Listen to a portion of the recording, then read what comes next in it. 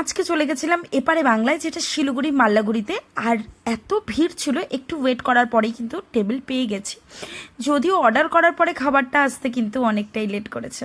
যাই হোক, তো প্রচুর বাঙালি রেস্টুরেন্ট আছে, কিন্তু আমার কিন্তু এপারে বাংলা খুবই প্রিয়। আর নিয়ে নিয়েছিলাম ফিশ ফিঙ্গার প্রতিবারের মতো, আর কাসন্দ দিয়ে এই ফিশ ফিঙ্গারটা যা ভালো লাগে না, মানে কি বলবো। যাই হোক, ট্রাই করো তোমরাও।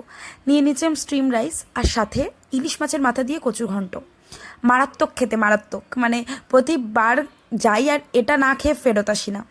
আর নেক্সট আমরা যেটা অর্ডার করেছিলাম সেটা হচ্ছে ভাপা চিংড়ি। মানে এখানে ভাপা চিংড়িটার একটা আলাদাই টেস্ট, মানে সর্ষের পরিমাণটা এতটাই সুন্দর করে দেয় এরা, যে মানে ঝাঁজও খুব একটা বেশি লাগবে না, যেহেতু আমি সর্ষের ঝাঁজ খুব একটা বেশি পছন্দ করি না, লিমিটেড ঝাঁজ পছন্দ করি।